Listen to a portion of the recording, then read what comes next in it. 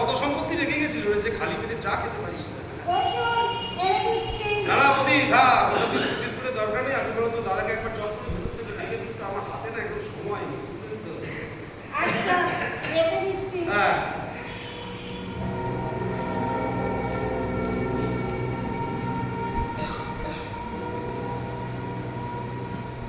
চলে গেছে লম্ব এদিকে।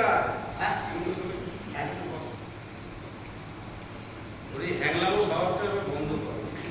যখন আর আর কি করা কি বললাম হ্যাঁ, তোর আবার বিস্কুট খাওয়ার কি দরকার ছিল? হ্যাঁ খালি পেটে চা খাবো। দেখছি একটা ভাইটাল কাজে এখানে এসেছি।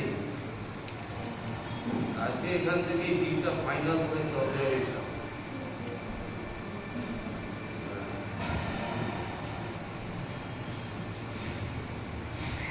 হিসাব নিয়ে একদম টেনশন করবে না গুরু,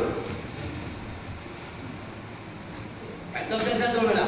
আরে বাবা তোমার লম্ব আছে না, শরীরে উঠছে, কোনো চাপ নেবে না বাবা।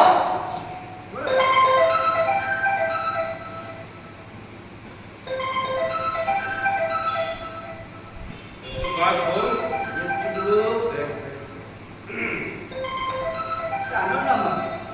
unknown number. হ্যালো, কে বলছে? আরে আমি জগবন্ধু সাহা বলছি। হ্যাঁ আপনি? আরে দাদা, এই আপনার কথাই, হ্যাঁ হ্যাঁ আসার কথাই হচ্ছিল। হ্যাঁ হ্যাঁ কি বলছেন কি আপনি?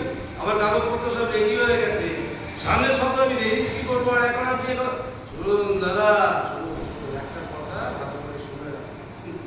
জগবন্ধু শাহ যে একবার বলে তা কিন্তু দুবার বলে না। হ্যাঁ হ্যাঁ আরে দৌড় মশা রাখুন। হ্যাঁ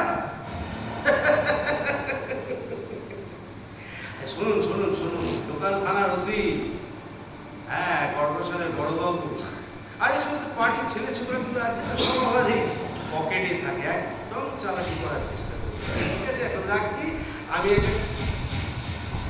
তখন থেকে এক জিনিস নিয়ে খাই যাচ্ছেন কি বল? হ্যাঁ বলুন তাড়াতাড়ি বলুন। হ্যাঁ হ্যাঁ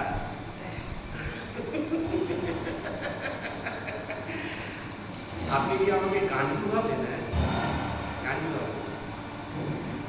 এত সুন্দর প্রতিষ্ঠা, হ্যাঁ সামনে স্কুল, বাজার, ঘাট, শপিং কমপ্লেক্স, মেট্রো স্টেশন, আপনি আমাকে এই ধরে বসে রাখুন তো তখন থেকে এক চলো। হ্যালো ভাই এদিকে এই কালকে গিয়ে মার্কেটে